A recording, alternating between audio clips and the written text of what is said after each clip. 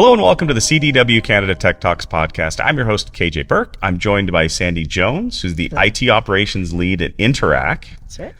So I really appreciate you joining me today. Today we want to talk a little bit about women in technology, different perspectives, and really talk about how IT maybe has changed a little bit over the last 20, 25 years, at least my career. So thanks for joining me, Sandi. Thanks for having me. Could you maybe tell me a little bit about the journey that's led you to Interac, and I know it's hard to be humble, but or not be too humble, but let's if you kind of walk me through a little bit. Yeah, my path has been unusual, I would say, to start with. Most people look at my resume and go to the bottom and see a Bachelor of Music, and what I'm doing now, and it doesn't quite compute. But I came out of an arts background, and in the mid-90s I was looking for something that's going to hold my attention longer, because classical music, for instance, hasn't changed a lot. Yeah. And I was also fascinated with the technology that could let me type on a keyboard and talk to people through BBSs and news groups and things like that. And there was nobody, and not even a book in the library, that could tell me how that works. And so I kept asking people until I found someone who explained how it worked, and turned into a bit of a mentor. And I ended up leaving my theater job, following him around, crunching cables and resetting people's passwords in classrooms and things like that, until I had like this really deep knowledge of Cisco networks and switches and absolutely nothing else. So I started out and did a few months in tech support just to learn about computers and people and all the things on the network, and then kind of worked my way on the network side through, hands-on tech to architecture, and then leading those kinds of teams. But then I did another left turn and took on responsibility for a large bank. So for everything my employer was doing for that bank. And that was supposed to be a little sabbatical of 3 months to just be a network architect again.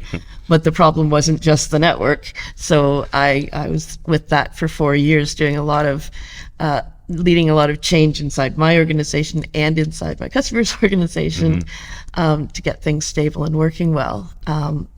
After that, I spent a few jobs that were all around product development, product management, looking at ways we can make money from new technology. I did some of that while I was still at Allstream, and that's mostly what I did at Rogers. And then it was time for another pivot. And I called them the startup years. I went to work for an old boss who was running a company that figured a way to get voice and data through solid rock and city infrastructure into subways, mines, and that sort of thing. And so a completely different world, and out in the field with the hardware and the guys with gloves trying to make things work, going down into coal mines and stuff like that. And then I spent a couple more years just with startups in general, mainly doing like productizing, helping them productize. You've got a great technology. What are you going to do with it? Then I went to Manulife. An old boss called me and said, I'd like you to run my network. And I said, I don't do networks anymore. I'm super cool. And he said, and this would be 2014, he said, Google software-defined networking, and let's have coffee next week. Yeah, it's interesting. I cut my teeth with networking as well, so I definitely can appreciate that. Yeah, and for those who aren't familiar, around that time, 2013, 2014, 2015, software-defined networking was finally making network gear catch up with what servers and applications were already doing, and taking it apart from the physical and letting us, manage actual application performance at that level, and the line between network and security and application was really blurring, and that for me was exciting, because I wasn't excited anymore by just, you've got a great connection. So when I was having to deal with a lot of the corporate security, and this was a global organization with about 35,000 employees and about 80,000 agents, and I ended up moving to Hong Kong for most of my Manulife time, because it was easier to manage Canada and US from there than it was to become relevant in 13 countries across Asia. Whereas when I moved there, the world changed. I'm now one of them. And yeah, and now I'm at Interac. I came in to do their corporate IT, got all the tools that are supporting people like us working and get a lot of process development and so on. And then when we did a big reorg, I was asked to take on IT operations. So that's it now. So if your Interac stuff isn't working, it might be my problem. Hopefully not. Or if it is working all the time, then you get to take credit for it. All of it. we All tend by to focus. myself. Yeah, we tend to focus too much on the negative sometimes.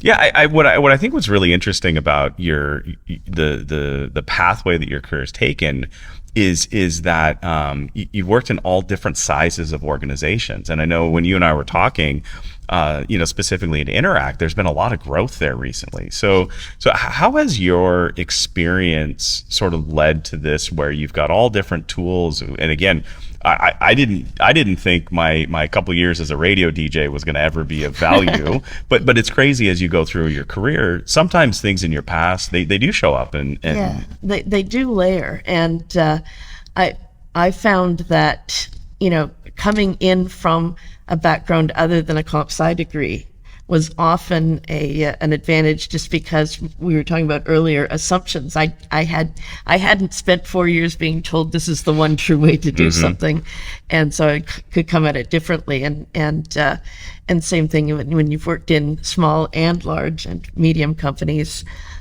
you get to understand intuitively what's easier for a small company and what's easier for a large company, and getting used to trying to make that balance. And I think, small company, large company, different background, women versus men, it's all kind of pieces of the same puzzle, that if you as a person have sat in as many of those seats as possible, and your team represents as many of those as possible, that's when we get past the default assumptions and really get creative with solutions. Yeah, and I think that's a good point. We were talking a little bit about perspective, and I think that what really builds that sort of well-rounded team is all of those different perspectives, and then having teams that also do have certain things in common, because you need to build rapport. You need to have a high performance team. So it's kind of funny you talk about networking as a starting point. And I was in a little bit of a different position, where I was the first person that was traditionally trained on IT technology. When I joined, when I first started at Burke, everybody that was in IT, they were all electrical engineers. And so it was kind of the opposite for me. So you came in with a different background than a traditional, programming background, and brought that perspective. So it's always just interesting how that sort of evolves over time. You mentioned that early on you had a mentor that sort of helped you in the space. How important was that, to create sort of almost a way for you to be successful without as much risk? Yeah. If not for encountering that person and his willingness to support, mentor, and put up with my questions, I wouldn't be in IT. I had spent my last 10 years working with orchestras, ballet companies, and theater companies. People were telling me, oh, you got to get into IT. This is in the 90s. It's the big thing. And I'm like, but I'm an artsy. What do I know about IT? But then when I got curious and went down that path, and somebody opened the doors, and back in those days, Cisco had a CD that was known as the Universe CD, and every Cisco manual, document, white paper ever was on this. So when he would get his new one, he would give me the old one, and I had access to this amazing library. But when I started working, he wasn't a lot of help in the tech support days. He wasn't really a Windows or Linux guy. But when I moved out to the NOC, and suddenly I'm the senior network person, I just got here, he would email through the day. I'd fire questions like, I don't even know where to start. And so I knew I had that backup, and that's a little more real time than most mentoring is, but I think it still applies with other mentors, that just knowing that there's somebody you can ask a stupid question. They're not going to think, oh, if you're asking that, you don't know anything. It's a really kind of safe space, and you're also getting a perspective of somebody who's done it all, or if not all, a lot that you haven't. And yeah, I wouldn't be in IT if not for that happenstance. I met him at a party and he answered some dumb questions about how BBSs work, and here we are. Yeah, I had a buddy ran a Wiv4 server, a BBS back, and he had it in his bedroom, and sometimes I would just call it just to wake him up because the modem would wake him up in the middle of the night. So, yeah, what kind of is interesting there is, we all start ignorant. We all don't know what we don't know, and I think when you can find the mentor that a mentor or a group that can kind of help you ask questions, because we're not stupid. It's just we just don't know. But when you're made to feel like you're stupid because you don't know, that's obviously a big challenge. So how does, if you think about kind of where you're at today, how do you sort of reciprocate that mentorship back to your teams and help, maybe it's and maybe it's not just women in tech, but the people that look up to you, how do you reciprocate that? Yeah, and it isn't just women. I do obviously have a lot of overlap with young women who see me as a female mentor, and the men just see me as a mentor. But it takes a lot of forms. I've participated in formal mentoring programs. We're going to do a new cohort at Interac of women mentoring women. So I've been in that kind of thing through different organizations like the Product Management Association and so on. But I've also taken people under my wing a few times, much like he did for me, and just said, you're really good at this. You don't realize how good at you, ask me the dumb questions, prep for your meeting with me, tell me to critique your stuff. And there's always time for that. And what I always tell prospective mentors is that's important for me, not just I'm doing a good thing for these people, but to hear yourself giving somebody advice and you're like, so why am I not doing that? Oh, so it's very kind of, it's a two-way street. I also, I have an open profile on LinkedIn, and I can't connect with everybody and talk to everybody, but sometimes when people, and it's a matter of what they say, when they say it, my frame of mind, but somebody will intrigue me and I'll like, yeah, let's talk. And so I've got a collection of those from over the years, and obviously people who used to work for me and people who work for me now. It's a nonstop thing. Yeah, I think that's a really good, sort of way of approaching it, because I do think that a lot of times people try to sort of hoard knowledge, and I've always kind of stuck to the idea that step one is being able to understand something. Step two is being able to maybe write it down or diagram it, and step three is being able to explain it. And so I think what happens as you have the opportunity to mentor somebody and to answer some of those questions is, to your point, I agree. You sometimes understand it better yourself. And one of the really interesting conversations we had a couple weeks back, we were talking about one of the challenges as we get into artificial intelligence is a lot of times people don't know why they do what they do.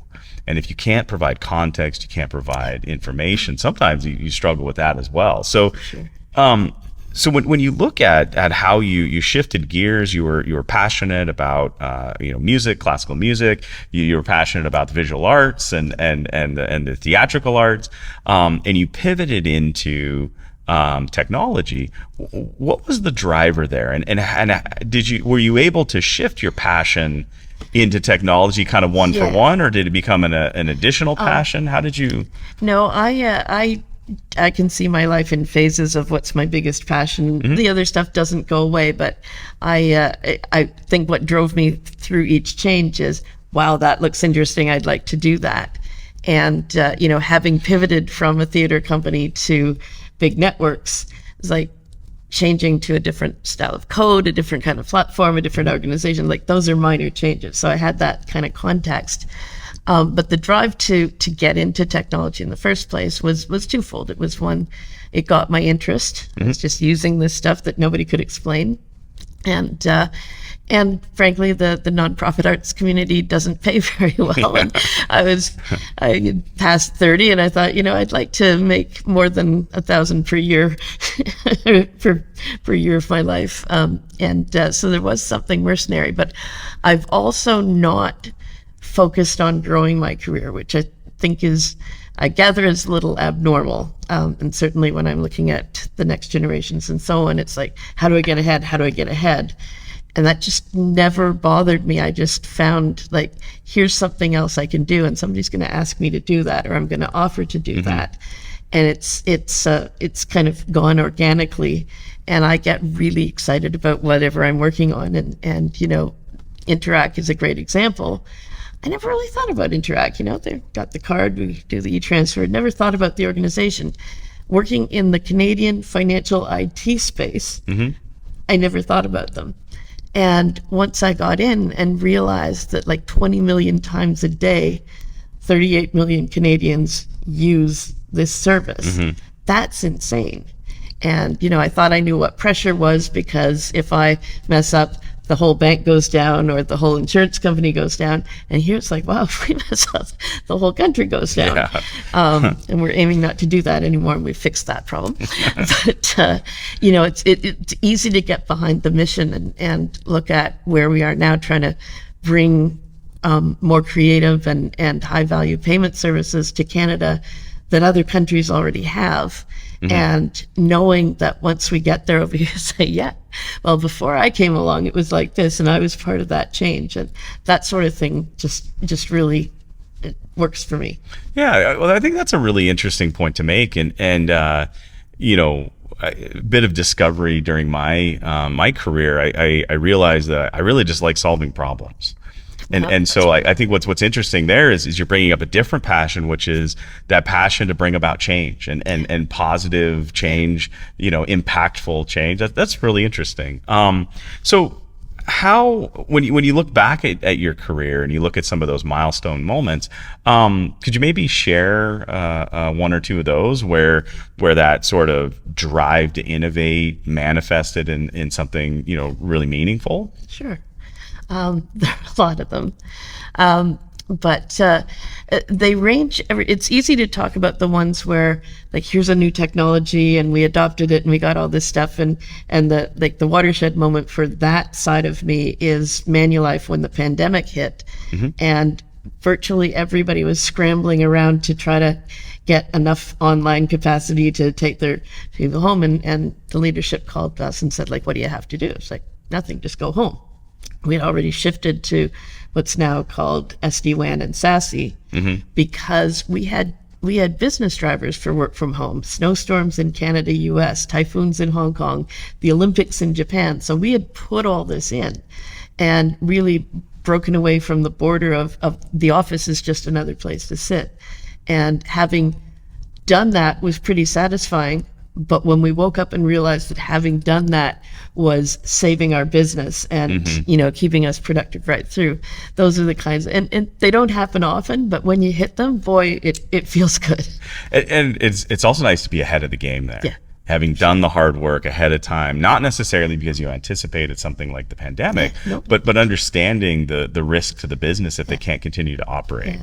Well, and it was also being ahead of the curve, at least for our industry, in terms of thinking about the people. And I used to do a talk about how employee satisfaction is customer satisfaction, because if you're busy trying to get your laptop online or you're grumbling about something that doesn't work, you're not going to be your best self delivering for the customer. And that was one thing Manulife did really well, is looked at, how can we better enable the employees. And that they're not perfect by a long shot, none of us are, but if you're not even starting with how do I make things better for my employees, and that's why I took the internal IT job at Interac when I first got there, because I thought, this is an employee base that was going from 250 to 500, and now we're 800 very rapidly. That environment was going to change, and to be there and try to get, again, ahead of the needs and ahead of back to office and some of those things it's very satisfying. Yeah, I remember early in my career, one of my managers actively referred to people inside the company as my internal customers. Yep. But our external customers, we had our internal customers, and you're right. I think it really does come down to supporting the people, because at the end of the day, the people are the ones doing the work. Yeah, no, that's good perspective. So maybe pivoting to talk a little bit about maybe some of the risks that you've taken in your career, because as much as we'd love to say that everything's smooth all the time and it's good, sometimes risks are pay off, sometimes they don't pay off. But could you maybe talk about some of the more calculated risks that you've taken in your career, and kind of how how that either led to a learning situation, or whether that led to some sort of a win? Yeah, I've got a really great story for that. So back when I was at AT&T, which became Allstream later, and I was still in the network space and had moved into like leading the network space, I wanted to just take a couple of months away from leading because I was missing the technology. I wanted to, get back to that. And that's a little risky, first of all, to say like, well, yeah, I'm a people leader, but I'd like to step back for a while.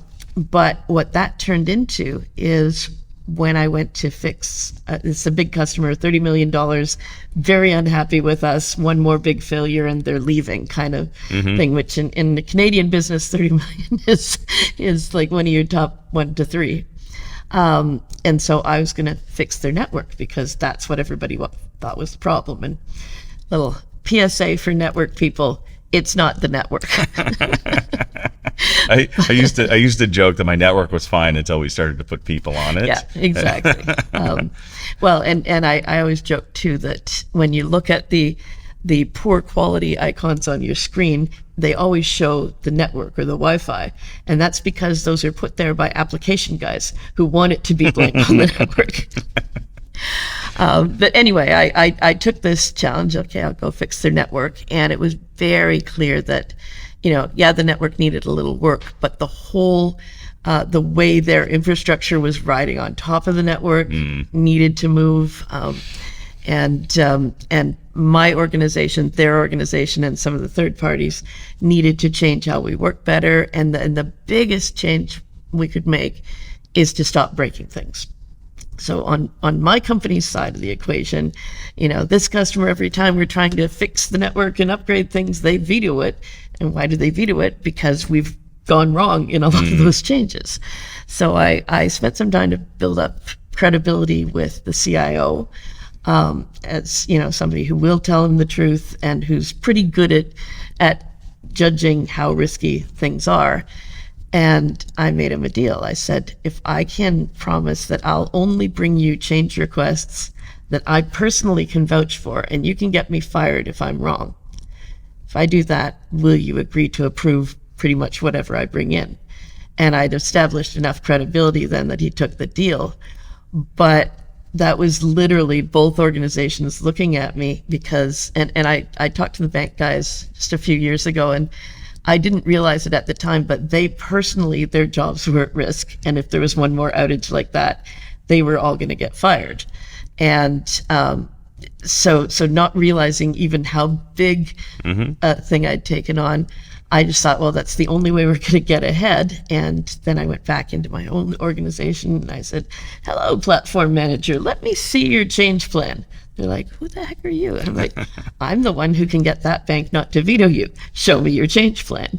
And, it really upped our change game from, install software, run software, to a little more granular and backout spaces and everything. And it ended up working out really well. And we stabilized the environment. I became part of the customer's internal change board, things like that. And over the course of several years, it shifted from fixing things to introducing new things. And we ended up selling them one of our first big MPLS networks. And they had gone from like, I'm going to kick you guys out to, no, you're the guys I trust with the next generation.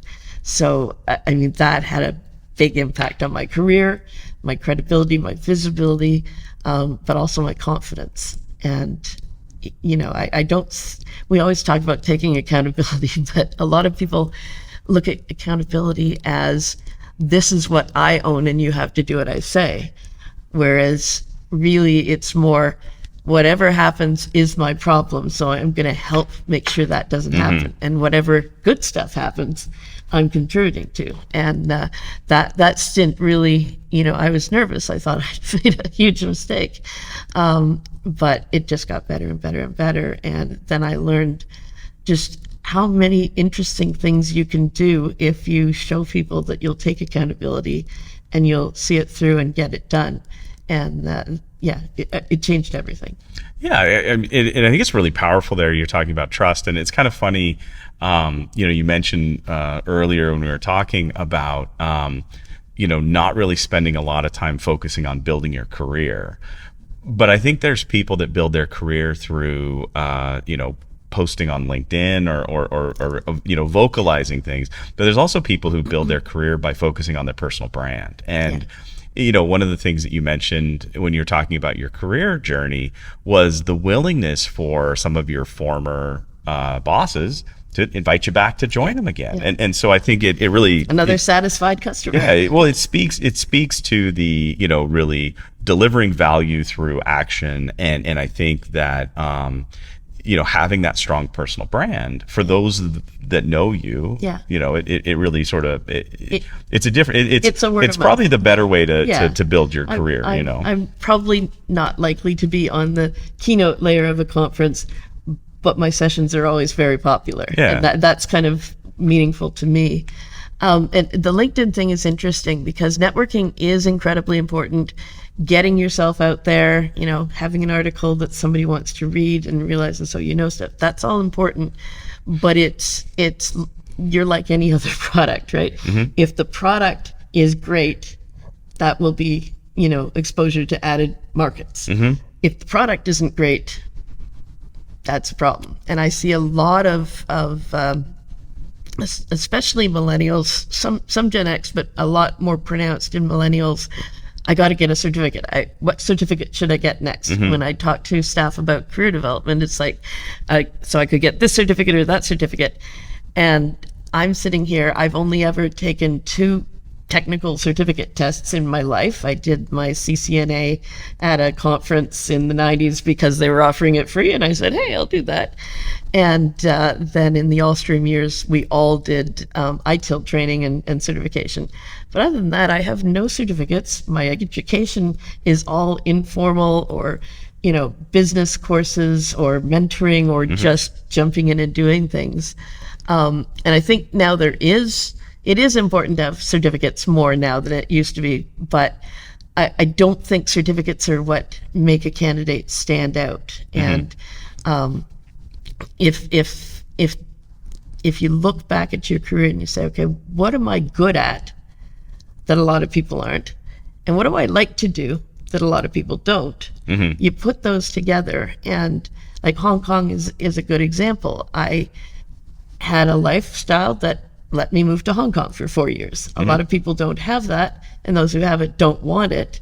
And so just by being willing and eager to do something that nobody else wanted to do, that opened doors to a much richer experience across the whole company and all the different lines of business and countries and so on.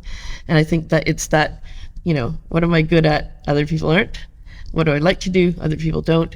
If you get that overlap, there's going to be a role for you. And it's tough. We had a town hall yesterday, and they were looking at our intern program. We have an amazing intern program at Interac, and a pretty good track record for hiring them. I think I've hired 4 former interns in the last year. But we have somewhere between like 40 and 60 openings for interns in any one cohort, and we routinely get 14,000 applications. Oh, wow.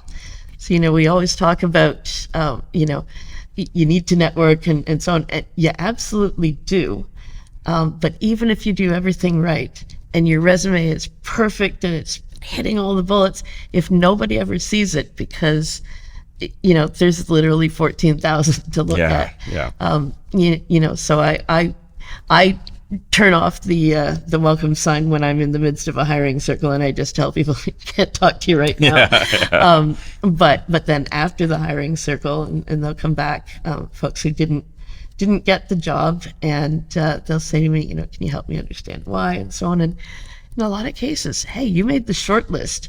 That's a very small percentage of that 14,000.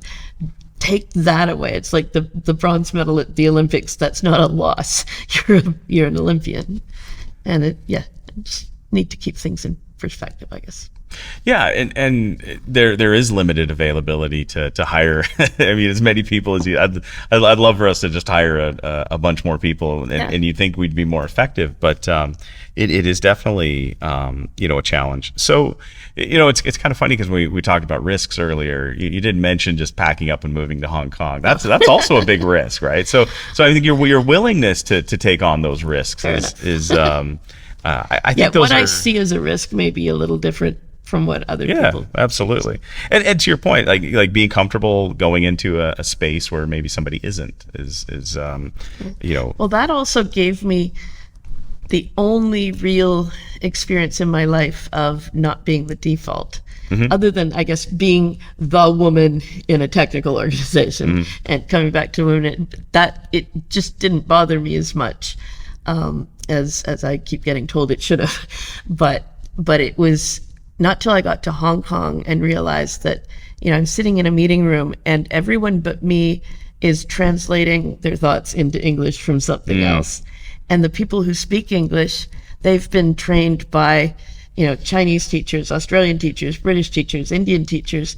So they all have different, Hong Kong's a very, the population is mainly Cantonese, but the business world is like a whole democracy. There's not, one way of expressing something that works. And it was a really good eye-opener for me too, in terms of, what it's like to be the one X, and the power and just the amazement at people who've done, like, I moved to Hong Kong, but we're still speaking in my language. Yeah. And it's a real eye-opener. I recommend it. There are a lot of people who see moving overseas as a risk, and it definitely is. But especially if you're younger in your career and your personal life, and you don't have, 2 kids and a dog and a spouse to take care of.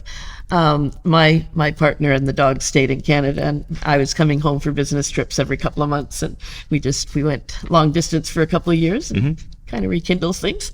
And but yeah, if you're in a position to do something like that, do it. I guess that's the bottom line. Just do it. Yeah. I know traveling earlier in my career for work, it definitely gives you a different perspective. And I think a lot of what we're talking about is different perspectives. And so, when I think about, what I learned from working abroad, it was awkward at times because, when you are, the only English speaking person there, or it's, the only person where it's your primary language, it's really easy to just want to reach out to, like, find the moment you hear you're in a cafe or you're in a pub and you hear like an American accent or a Canadian accent, you're like, wait a second, like, who is that person?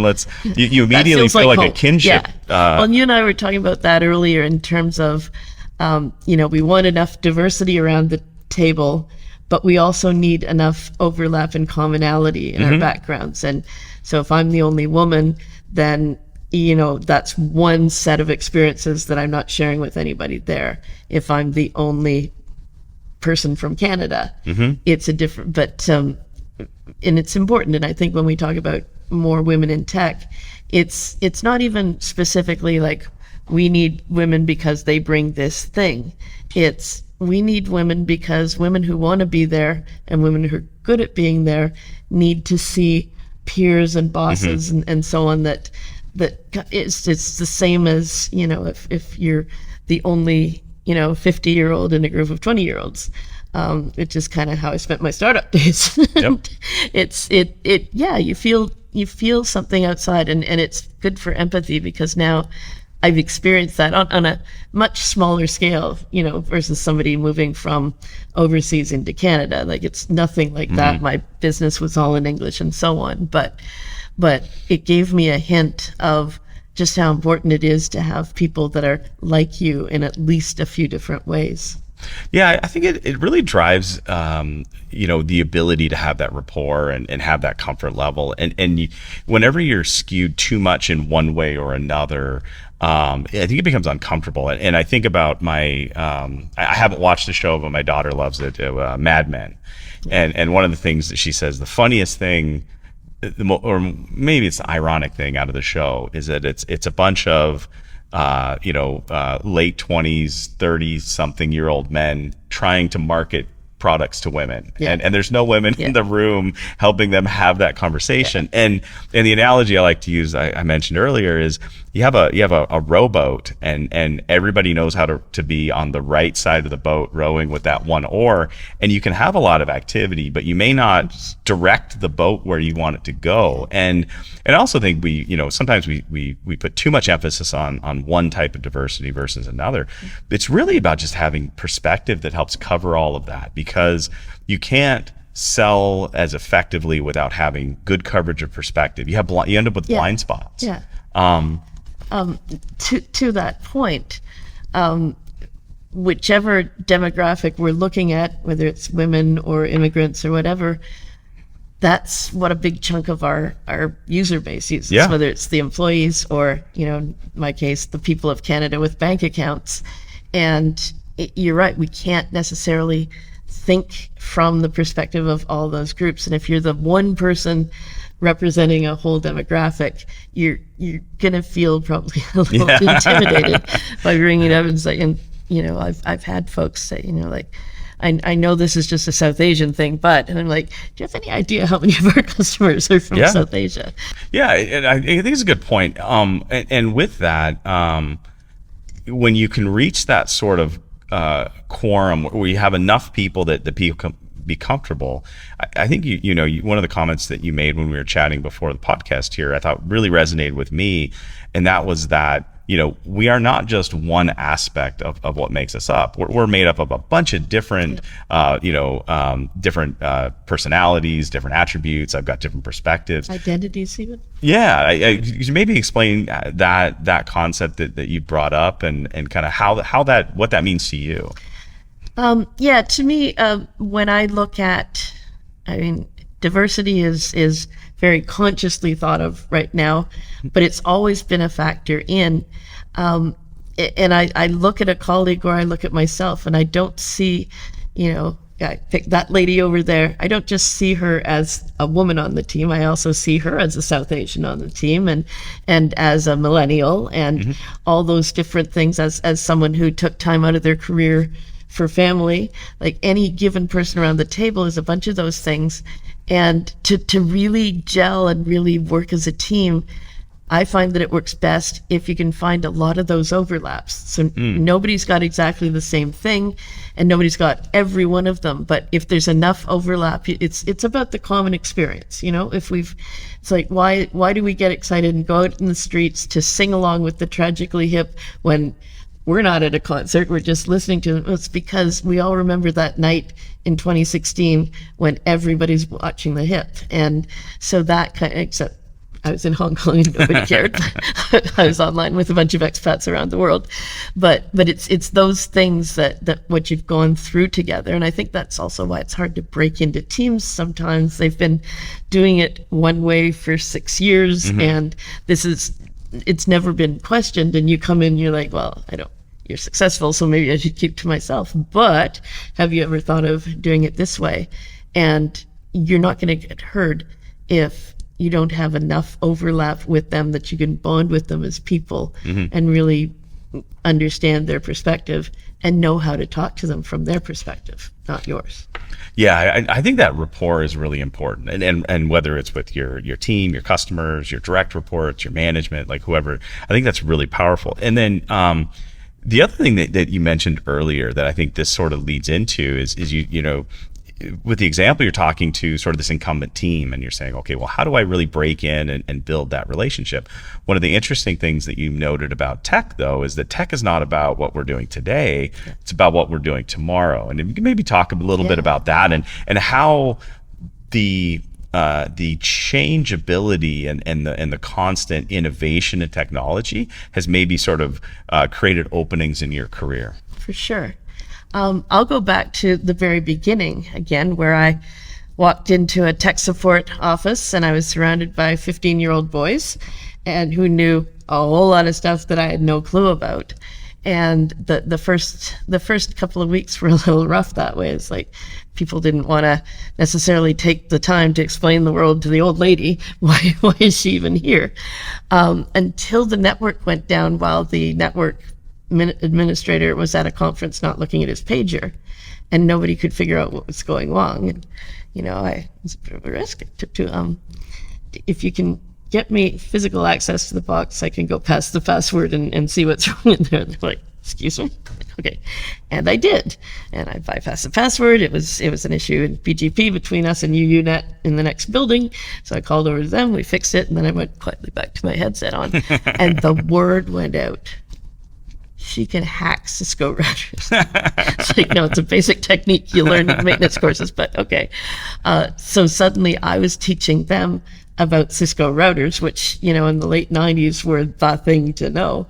And so they were now happy to answer my Unix questions because there's a trade there. And what happened is, because I happened to be, if I had met a mentor and he was teaching me about, how to administer a Windows box, I would look around and I'd see, half the people I know are MCSEs suddenly, and I've just done it. But because I went to the next and the next, and I think it's a powerful thing to do. And it's we talked a little earlier about career change, and I always want to mention when I'm talking about women in tech is you don't have to start there, and you don't have to write code for a living.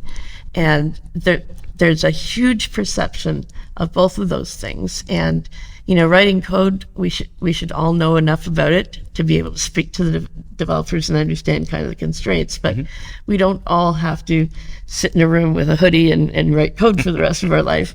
Women are often more interested in people than the tech. And if you get people in the room who are really interested in the tech, look at this thing, they're going to find something the tech can do that we didn't think of.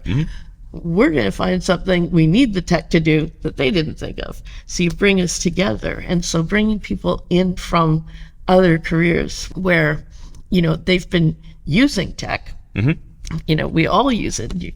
But it's a difference between, until recently, if my car wasn't working, I had no idea how to fix it, no interest in that. I'd give it to somebody that did a whole personal life change around that. It's another story. But people know how to use their computers. They know what they're frustrated about. They know which apps drive them crazy. So when they come into a technical organization, it doesn't really matter which piece of the tech they learn and come in and be able to do, or if they even come in as a business analyst or a product advisor or things like that.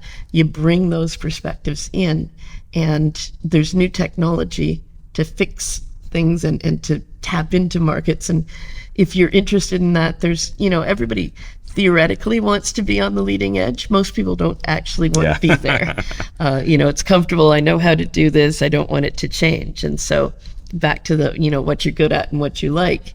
If you're comfortable saying, I don't know if this is going to work, but I'm in an environment where it's safe to find out. Yeah. You can't innovate in a place that says you made a mistake, so you're fired. Yeah. You have to have that culture of making mistakes. But I think bringing people from those different backgrounds in and telling girls in high school, it's okay if that doesn't interest you. It didn't interest me either. Keep it in mind over the next, 10, 15 years. And if you ever get to the point where you're looking for a change or, maybe a chance to get ahead in your career, go back and take a look at tech, and there's going to be something in there for you. We tend to, I think we do ourselves a disservice. It's great that there are lots of schools for coding for kids. It's like basic reading, writing, and math was a couple generations ago. But the conversation has to go back to that, to say, hey, you're just learning a language. Here's all the kinds of jobs you could do. And if you like people more than machines, there's a whole set of jobs for you. If you like machines more than people, there's a set for you.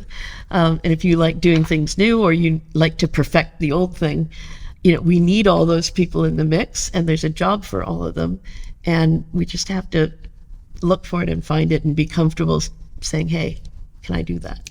Yeah, and I think you also touch on something that's really important there, and that is that we tend to gravitate towards talking about the technology. We tend to want to talk about the technology, but in reality, a lot of it is the people and the processes that we develop to deal with the technology, and those are all people challenges. Those are like when I'm dealing with change management issues, and somebody just doesn't want to adopt a new technology, or they don't want to innovate, they don't want to change the way they do things, even though it may be easier than what they've done in the past. Those are all people troubleshooting problems, not technology. They're exactly problems. the same as what you encountered in a mining company or in a theater. That people are people, and those things do need to be worked through. And somebody coming in who doesn't necessarily understand the technology, they can have value. And that was something I learned over time, because coming into the hardcore tech side in the 90s, like, we had no interest in people wearing suits. They're not going to have anything to say. And that switch flipped when a guy from that same big bank met me, and they brought me in for a meeting because they were having a problem. And they're like, Sandi's going to talk you through the tech side of this. And this guy was really hostile. It's the only overt experience I've had like this, but he's really hostile. He shut down everything. He wouldn't let me speak. And finally he said to the sales guy who had brought me, he's like, I need to talk to an engineer. And the guy's like, well, Sandi's our best network engineer. That's why she's here. He peeled off his iron ring, bounced it off the boardroom table, and said, I want somebody with one of these. A certified professional engineer. I'm like, okay, I'll send you one, but they won't know as much as I do.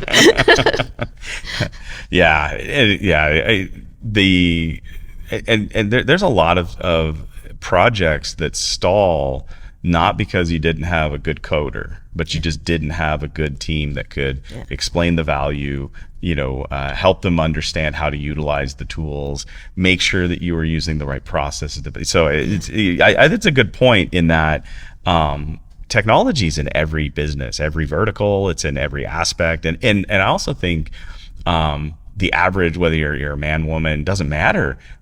You are more technically skilled than people were 20 years ago. I can tell you, there's a reason why we joke, have you turned it off and back on again? Because that used to solve most of the problems, but people didn't even think to do that. Absolutely. So the average person coming into the workforce today, I think is way more technically savvy than past generations, for sure. Definitely.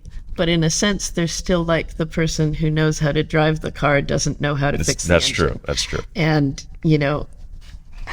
I was well into my 50s before I got any interest in fixing an engine on a car. Now I'm trying to figure that out. So you just never know. But coming back to the coder, there's always still this, like, we built it right, you're using it wrong. Well, you built something that isn't what we need. And the magic happens when that conversation happens and some of those assumptions go away. And it's something I find that every intern I have goes through, no matter what they're interning in. There's a point where they realize, just because Sandi said, hey, I'd like you to do something like this, that doesn't mean go do something like that and bring it back. Because then they'll come back and they're like, oh, well, did you mean this or this? And how's it? And I'm like, that's your aha moment. You're asking me what I need, not taking, a set of words and applying your personal set of assumptions. You're trying to get to my assumptions and ask a few other people their assumptions and bring it all together. And people who are good at that, coupled with being, just comfortable using technology, which is practically everybody who's born in the last 40 years. That combination, though, I think is always going to be powerful. And those are the kinds of people that we need, whatever the job specialty is. We need people who aren't afraid to say, like, can you tell me what you mean by that? There's an exercise I sometimes do at the beginning of big projects where I bring people into a room and I hand them each a small slip of paper and a pencil, and I ask them to write down what a table is. And of course, Is it furniture? Is it part of a database? Is it a verb when we're going to put something aside to talk to later? And everybody's trying to show off how out of the box they're thinking because they can see that.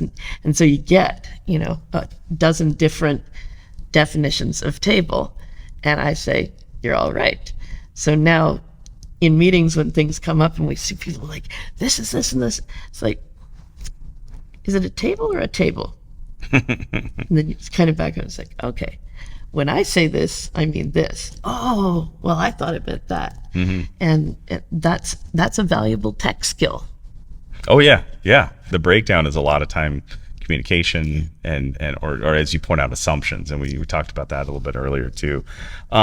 So like looking back at your career, what are some of the things that you would want that younger version of you to know? What are maybe some of the warnings that you would give that person to avoid? Yeah. I think the first thing I would say to young Sandi or her equivalent is it's okay not to know. In fact, it's preferred. What's really important is how to find out.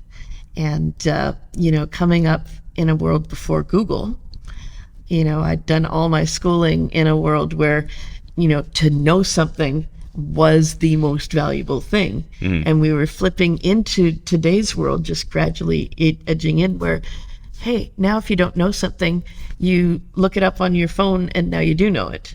So that's not where the magic happens. And not knowing is often a stop, people won't feel comfortable moving forward. The other thing I'd tell her is you're more qualified than you realize. And I look back through my whole career, I can't think of a single job I've ever had where I would be the obvious profile of, experiences and skills to have that. I wouldn't have even applied for my job at Interac because I hadn't run internal IT before. And they're obviously going to want some insight. No, they wanted somebody who can, get things done, make it work, satisfy the customers. And so I think a lot of people, and there's research, a lot of women will not apply if they don't have like 100% of the list, where men are more likely to apply. But even if you think you've got less than half of it, if you think about what it'll take to do that job and you think you have that, go for it. I wish somebody had told me that a lot sooner. Yeah, and I think that just us talking about things like imposter syndrome and talking about, even being in a role and like, do I deserve to be here? Do I deserve to be at the table? I think it's yes, you do. And yes, when you think about it, you have something to say, it's probably worth saying it. So we touched on this, you gave some different examples, but specifically when you look at the value that, women in technology, whether it's yourself, whether it's your peers, whether it's people that are coming into the workforce that are younger, what are some of just the natural strengths that women bring to the technology conversation that maybe aren't as representative, aren't as representative of a perspective that really help drive value? The obvious starting place is the people who use our products and services, half of them are women. So they bring that perspective. I find that most women tend to be more emotionally intuitive. And, I'll have a discussion with one of my male colleagues or my partner at home. Like, they'll say, well, he said this. So I took him at his word. I said, but he said it like this, and that's why he's mad at you now. And women tend to skew towards having more of that kind of skill.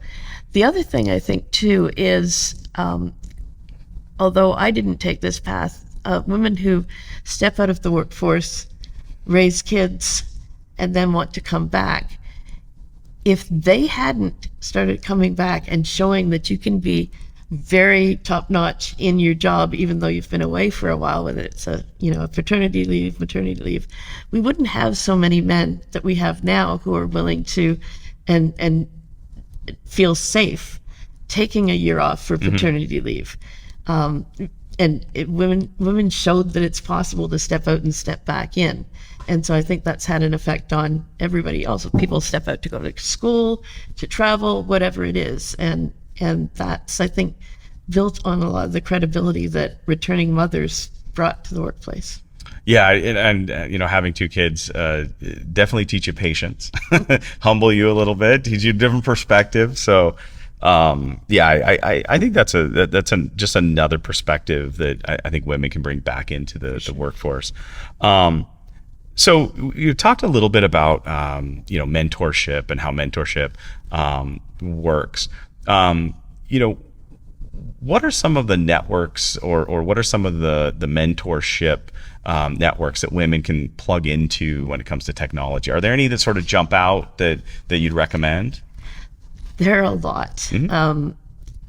And specifically for women, and for women, my first thing would say is don't stick to the ones that are specifically for women. Yeah. But when you're choosing some of those in the mix, there's so many extraordinary women in technology. EWIT, that Avenue Code sponsors, is one of my favorites because they pull together really interesting, that like they don't have a big campaign like Join Our Thing. The core people, they reach out to us individually and say, like, you sound like one of us, will you come to our conference? And I think the ones that are not too organization-y and really are founded around people with a passion for enabling women. But I really should, earlier in my life, Girl Geeks was, I don't know if they're around anymore, but when I was sort of in mid-career, Girl Geeks was a great place to meet women in tech. And I actually recall having a debate at a Girl Geeks session, it's probably 15 years ago now. And it was all about, like, how do we get more women in tech? And the answers all came up, like, we got to teach them to code. And, because we were operating in that set of assumptions, even though we were women. But I think what I'm seeing more now is more nuance of like, yes, you're a woman, and yes, you bring this to the table, but you also bring these other things. And it's, so I guess I don't have any particular groups. I have sort of Sandi's universe of people. I've built up a lot of them, and I do a lot of referring and connecting within people who know me. And I have colleagues who will say, I've got this young woman, she's trying to break into tech. Can you have a chat with her? And like, yes, unless she's applied for a job with me, in which case I can't talk till the search is closed. But otherwise, yes, I'll find the time. It might not be tomorrow, but I'll find the time. And reaching out to the men in your world who can connect you to women that have your experience. I think it's often overlooked we've got lots of great organizations for women in tech, but we've got a lot of male allies who really, they're like, this girl, she's so bright, she can't get in, can you help? And yeah, they can help as much as anybody. Yeah, no, that's a good point, because I think as you're building up that your network, again, you don't want to be too lopsided and only be plugged into women in tech as your network as well. So I think it's a good point. How do you see this evolving as we go forward? So if we think about sort of the positive in the future, how do we continue to build momentum for women joining technology teams, but also building comfort levels, maybe encourage people to take risks and encourage that? How do we do that? Well, encouraging to take risks is the big one. And taking a risk to go to another company and do something, that's a really big risk, because now you're the new guy and you can get fired if they don't like you. Whereas moving within a company is a great way to do it, and companies that encourage that. And once again, the greatest culture on earth. I'm there. We do that at Interac. It's a very people-centered organization, and we give people those chances. But it's also just the culture between you and your boss, or you and your customer, whoever's making the decisions. If you can find a relationship where they're okay with you failing once in a while, because they know that, for every failure, you're going to come up with a success that you wouldn't have got there. I think I'm seeing a lot more people with that outlook now than I did 20 years ago. And so I think it's maybe just a cultural shift that all of us are going through. And, startup culture has had a big impact on that. Everybody can name, half a dozen big companies that were startups, when we first encountered them. They don't tend to mention the thousands that were startups and no longer here. But that culture of entrepreneurs failing, and then winning big. I'm starting to see that come more into corporate environments and translating into don't make your goals so short that you can absolutely meet them. Here's the absolutely meet. Aim for here, and you're going to get further. And that requires your leadership to accept you making mistakes. Mm-hmm. And a safe environment to be able to make those mistakes without being in fear for your employment. And so you mentioned the culture at Interac. How does an organization build that safety, that safety net where people do feel comfortable? You can try to really go beyond just achieving, the goal. But specifically, how can they do that, with a women in technology sort of a view on it?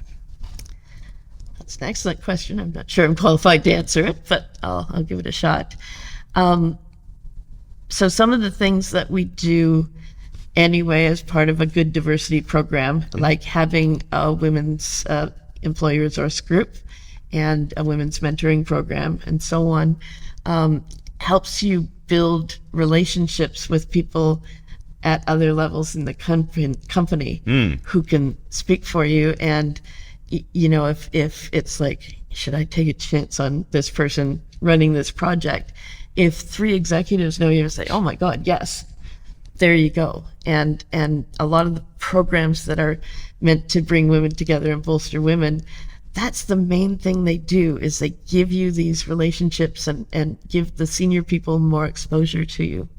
And then you've got somebody who's got your back. And that's really important.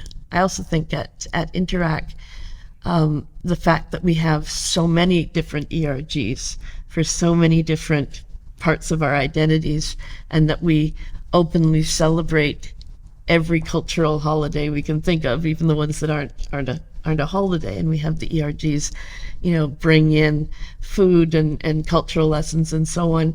It's like, yeah, it's good for diversity so that those people feel accepted, but it's great for the rest of us because we start to see how other types of people think, other types of people work. And you see that there are people around who don't know anything more than you do. Yeah. Which is another interesting point. One of my team members was like worried because I said, "Can you run with this?" And was like, "I don't know if I can. Can you tell me all about it?" I said, "Well, I don't know either." So and I said, when my boss throws me at something, I think, "Oh my God, I don't know about this," and then I remember, "Oh, neither does he." So one of us is going to have to figure it out. And if you have a culture of like throwing people into things that they don't already know, but they have the right qualities to get there, that I think feeds the environment, and just all these different ways of interacting as people. A good tip for companies too, when I joined Interac and I first logged into Teams, I was already part of a bunch of chats. And I could go back and read the history, and one of those was Women at Interac. I'm like, well, that sounds a little odd. Like, what are we going to talk about? And we talked about the same things that we talked about in our other groups. We were just women talking about it. And so you got that women's spin. And within a year, we had to move off of a Teams chat onto a proper team because we had too many women participating in the channel. But it's those sort of low entry point, like you're already there, you're already seeing the conversation. It's much easier to get part of that. Some of the other ERGs I've been in, it's like, great, I've joined the ERG, and in 6 months we're going to have a big event.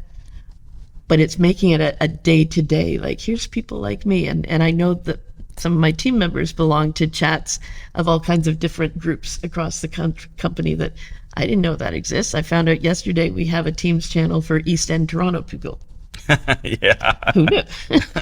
So yeah, just making it really easy to connect with other women and to do it in a way where it doesn't seem like, okay, I am talking to you because you are a woman, but more you just bring women together naturally, and they can see that they've got that support around them, and people, you know, who are older like me who can say I went through exactly the same thing. And I think that makes a bigger difference, frankly, than some of the bigger initiatives that cost a lot of money and take a lot of work. Just blend it into the day-to-day, and whether your Teams or Google Meets or whatever your tool is, using those tools not just for the official business meetings and so on, but to have, we also at Interac have open channels for different groups. So I'm part of a group called Sandi's Direct Reports, and that's just us. It's all of us, but it's nobody but us. And I'm also one for my boss, Al's Direct Reports. And, you know, you get in, it's like, well, what am I had to mute my boss's channel within a week of joining Interac because there was just so much fun banter back and forth. It was very distracting, but it's great now. I go like, okay, it's been 2 hours. Somebody's going to post a dad joke. There's got to be something interesting, or there's something, you know, somebody's celebrating something, and to have those, and it's like you're sitting in a virtual room and you're wandering over to the different groups, and it's a really low cost, low maintenance, easy way to create, you know, human connections and like for like connections as well. Yeah, and what's interesting, you know, out of that too is that just making it an organic thing. It's not, you know, ringing the bell or shouting from the top of the rooftop. It's that we just made it part of the way we're going to operate. Yeah. People will buy in or people won't buy in. Yeah. Slowly you'll build up that over time. And then, you know, when you think about maybe organizations are struggling, maybe they're you know, like when I first came into really technology as a you know, selling organization, it was predominantly, you know, men in the group. You know, what is a bit of advice that you would give to an organization that's maybe, you know, really heavily you know, one group or another? What was maybe a place to start? I think maybe the start with is like, well, why is that? Mm-hmm. And because we often assume, again, we jump to isms. Mm-hmm. You know, so we'll do a campaign and we'll specifically target, and actually, oh, well, it's because we skew to this kind of a style of working that men are more comfortable with than women. And I'm sure there's different organizations where it's the opposite with women. And like, are there reasons why that demographic doesn't want to work here, doesn't think to work here, doesn't stay here? And it's usually much more complex than that one factor. And it's everything just keeps coming back to people and connections and relationships and feeling like you're part of something, but not. My fish out of water moment actually was the first time I moved from the tech side of a company to the marketing side. I was doing technical marketing. There were women on my team, and we were talking about shoes. I came home that day, I said, babe, there are people in the office that are talking about shoes. Like, I've never seen that, because men don't, well, at least at that time, men didn't spend a lot of time at work talking about shoes. And so that was a wake up for me. Like, I'd been female my whole career, but I'd never worked with a group of women. Mm-hmm. And they're different dynamics, and it can be a little off-putting, like, how am I going to relate to people who talk about shoes? But then, you know, I got a pair of new shoes, and that changed everything. I think the extent of my question to Isaac, one of the guys I work with, was, "Are those comfortable shoes?" And he said yes, and I said, "Good, they look good, so I'll get a pair of those." So, Sandi, really appreciate you joining me for the podcast today. I really like the insights that we talked about. I think that really, to me, it comes down to perspective. But I really appreciate you coming in and sort of offering your perspective and offering your viewpoint. I think your career is really inspiring. I think your willingness to take risks. I think all that's really exciting, and I appreciate you being candid and jumping on the podcast. I really appreciate being invited, and I'm pretty easy to find on LinkedIn. So if anybody's watching and wants to ask another question or get a pointer to somebody, or just say hi because they know me, here I am again. Sandi with an I, Jones on LinkedIn, easy to find me. Thanks for joining us for the CDW Canada Tech Talks podcast. I've been your host, KJ Burke. I've been joined by Sandi Jones from Interac. Thanks again, Sandi, for jumping in. We will be posting a new podcast the first Tuesday of each month. So please join us for our next podcast, and keep growing, innovating, and changing. And we'll see you next month.